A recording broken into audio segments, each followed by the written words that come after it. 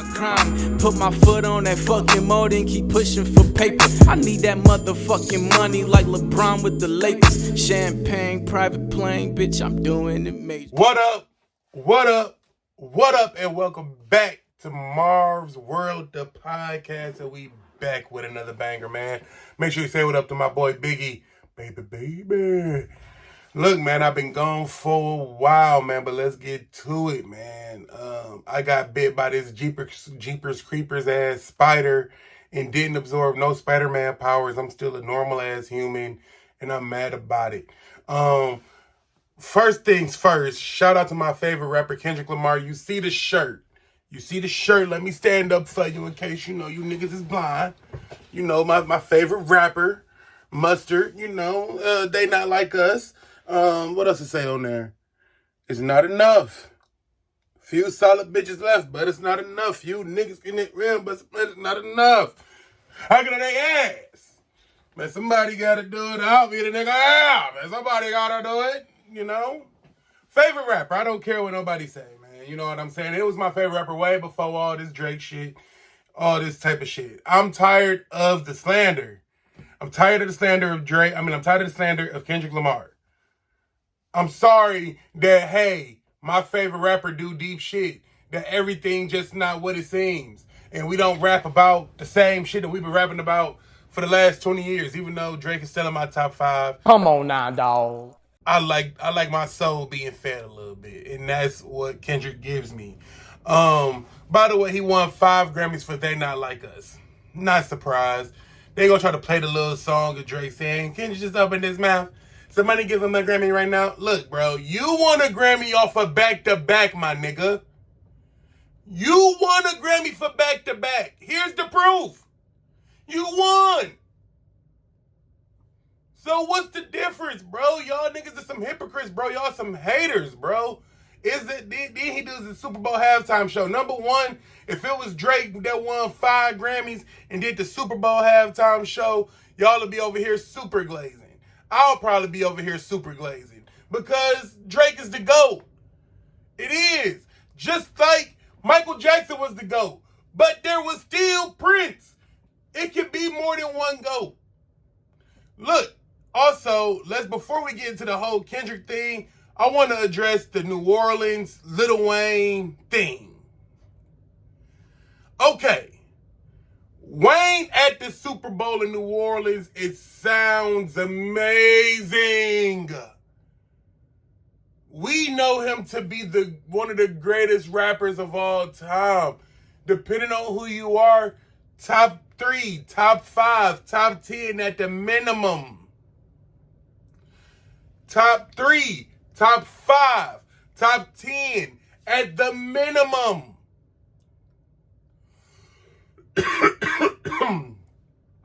But I done seen this nigga Lil Wayne perform at WrestleMania. I wasn't impressed. Now I understand. Like the first thing I ask a motherfucker when they say, "Hey, I want to see Wayne perform," I say, "What songs would you want to see him perform?" Yeah, I don't know. Okay, so my thing is this, right? When you say you want to see Wayne perform, or we want to see Wayne perform, I feel like we want to see mixtape Wayne perform. So that means if we want to see mixtape Wayne perform, shit, we about to see Mario singing "He Just a Friend" and "I Can Feel Your Heart Crying" with Lil Wayne featured on it, bro. I get it. The setup was crazy. It all made sense, but I don't think Wayne, one, is a great performer. I think he has great songs, but I don't feel like he is a great performer. So when I look at the grand scope of things of what he gonna perform, he'll probably perform "Go DJ," "Lollipop" at the Super. That's when he like a lollipop. And I like the song, but I don't think I want to hear that at the Super Bowl. And then you go, "Oh, my bitch, you love me," and his husband be like Satan, man. Fuck with me and get body. And now she She's on the strict diet, that's my baby. Like, if you can't, dog, you can't sing that at the Super Bowl. You can't. It make it, and that's what make the Wayne thing sound crazy, is because, like, yes, we all love Wayne. It's all of us as hip hop heads, we love Wayne. But I don't think Wayne is Super Bowl performer. I would now, if we want to get a little crazy,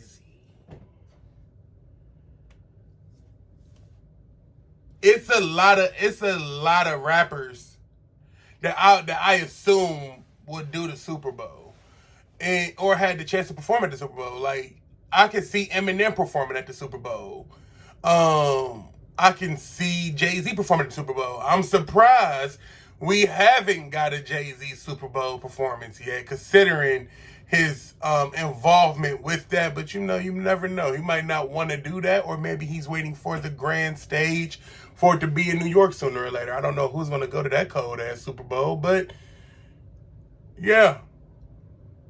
I don't know, when I think of Wayne, and like I said, I love Wayne, y'all. I think Wayne is a GOAT, a monster amongst men. But I don't think he's Super Bowl performer ready, and that's okay, cause you got your clout. You solidified. You good. So it's no sweat off your back. Now, let's get into the Kendrick Lamar performance. I think the Kendrick Lamar performance, is it the best halftime? Is it the best Super Bowl halftime performance? No. People say that Usher was better. And yes, I would tell you Usher probably better. But Usher is nostalgic. Some of these acts are nostalgic acts, and it made sense for Usher to do it, especially in Vegas. In New Orleans, I'm looking at the landscape, and by the way, I do feel like the crowd in New Orleans was whack as hell. But I feel like the crowd in New Orleans was whack as hell because the game was whack as hell. It was a blowout in the second quarter. So I feel like the crowd really wasn't into it, but the crowd was also waiting on the one thing. Like, yeah, excuse me, y'all. Excuse me. Yes, we did get excited for the SZA performing, like SZA popping up there. We knew that was coming. We did get excited for that. We love SZA, especially off the heels of that movie that just came out. Yeah, SZA, you're winning right now. You performed at the Super Bowl, and you got a good movie out, and you're associated with one of the best rappers in the world right now. Also,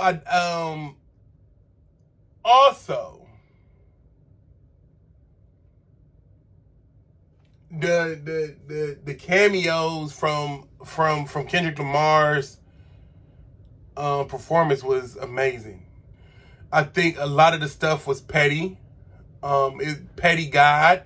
I'm gonna call him the petty guy, because I ain't never seen as much petty shit as I have on during that Super Bowl. And the think pieces on this shit is crazy. From the XXXTentacion theory to the him putting in a GTA health and armor code in the beginning because it was a PlayStation controller. It was a PlayStation controller was the stage or something like that from what I seen. It was a lot of stuff. And then you had Samuel L. Jackson narrating, playing Uncle Sam, which was fucking genius, hilarious, and like Samuel L. Jackson will never lose. All-time favorite, one of the all-time favorite blacks ever. So with all that being combined, you had his ex performing at the show crip walking in the shit. You had really two of Drake's exes performing with you while doing the shit. Pretty awesome. Pretty petty as well. You wore a lowercase a chain. Number one, I think, and you performed the first diss song at a Super Bowl. A first known diss at a Super Bowl. It might be some songs out there. It might be diss some motherfuckers, but we don't know. We had to go back and look. But we know for sure you're right on, that this song right here was a diss song, and the whole crowd was waiting to say the chant. And we ain't talking about mustard. And it was the build up from like the build up of the performance was, I like the build up. I did like the build up. He started slow, and once he got that motherfucker going, this guy going. Now,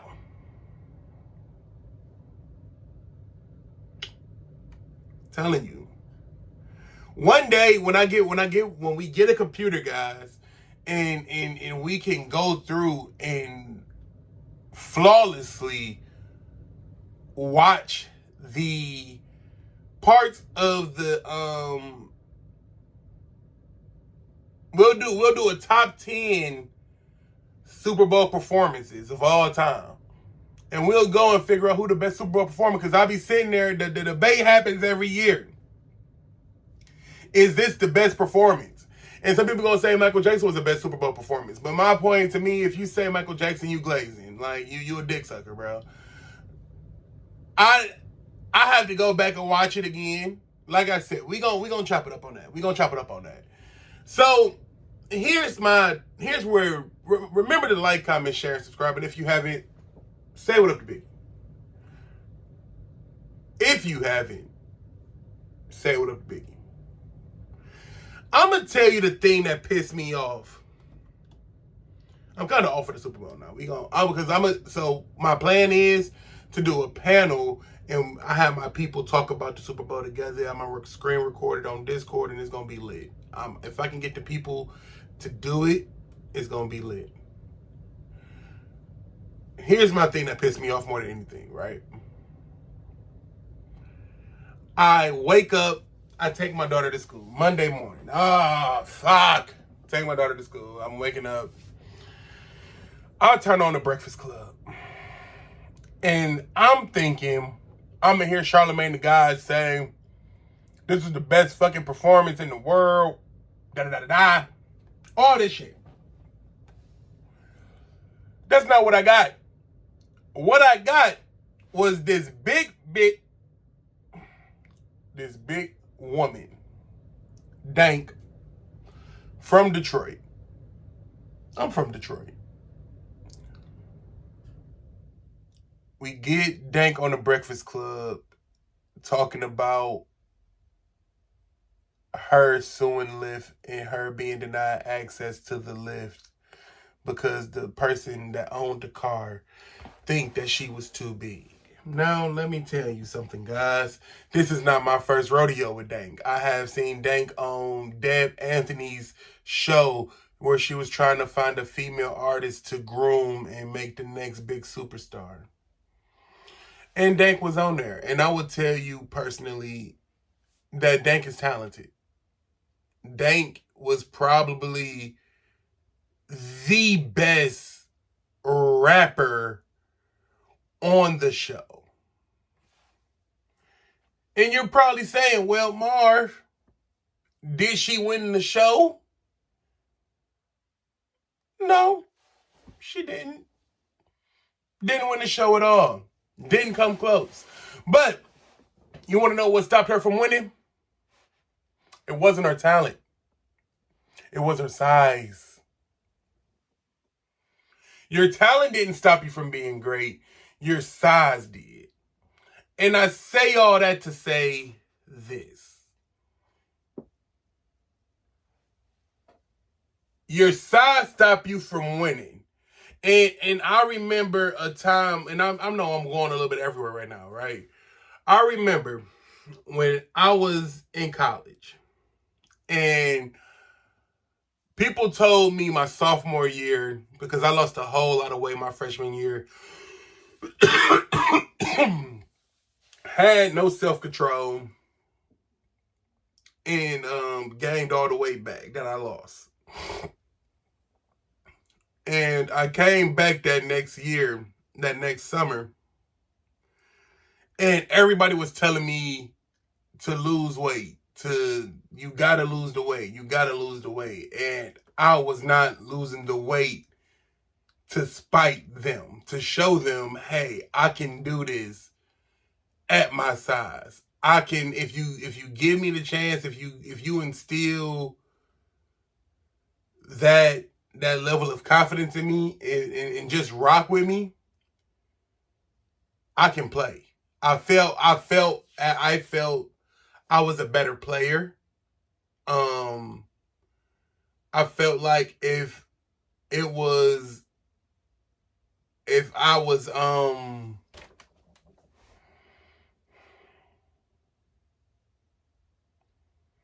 I felt like I'm gonna do this in spite of you guys, and I'm not gonna lose the weight, and I'm gonna continue to do what I do. And in my result of that was I didn't play. I cried a lot that year, and it made me lose my love for the game. I remember a game we had at Motlow Community College. I played JUCO.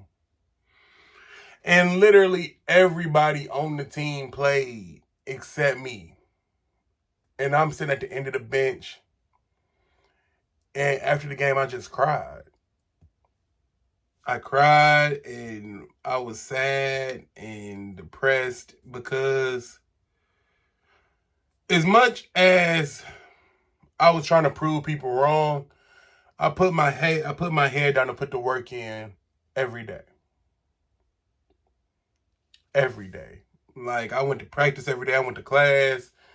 I felt like I did what I needed to do. And that showed me that they gonna win. Sometimes your size, and I'm sure it was a little resentment on top of that as well. You gonna lose. And to do certain things, to do, if you want to be a basketball player, if you want to be a rapper, whatever you do, sometimes you got to conform to the standards of that, I don't want to call it a profession, but that, what you want to do. And I didn't conform, and I landed where I landed. Successfully, I landed on my feet, but everybody don't have the chance to do that. I say all that, long tangent ass story. I say all that to say that sometimes, like, maybe you have to lose some of the weight. And I would tell you that Dank is not an ugly woman, but she is a big woman. And it's kind of so big that it makes you uncomfortable. And to the point where you're so big that you came into the Breakfast Club, sat in a chair, and asked for a bigger chair. And they brought you out a piece of a couch from a sectional. To me, that's more embarrassing than anything. And I wouldn't want to go. I don't want that shit. Like, it's just like, what the fuck? Like, I'm tired of hearing about this shit. Like, yes, you was too big to fit in the car. Like, I'm not gonna say, I don't know what kind of car you think you could have fit in, but you wasn't fitting in that car that my man's had. We heard the car on the video that you recorded originally that started all this shit. You wasn't gonna fit. And it pissed me off to, like, such a monumental event happened last night, and I gotta hear yo ass talking about this lift shit, knowing that you were too big, saying it's discrimination. It's not discrimination, babes. You're just too big for my car. Straight up. Remember to like, comment, share, and subscribe. I hope y'all enjoyed the video. Like I said, I'm still gonna do a panel. I'm still trying to figure out if I'm gonna do a panel talking about the halftime show and the Drake stuff and all Witcha Walla. I'm gonna try to get it together. But until then, remember to like, comment, share, and subscribe. Watch a couple videos. Watch a couple old videos. I don't know which one to watch. I'm gonna just suggest a couple up here. And y'all, please just watch a video and let me know what y'all think, man. Drop a comment. Remember, drop a comment down here. What was y'all favorite halftime show? Remember, I love y'all. Peace. Remember to like, comment, share, and subscribe, and have a good day.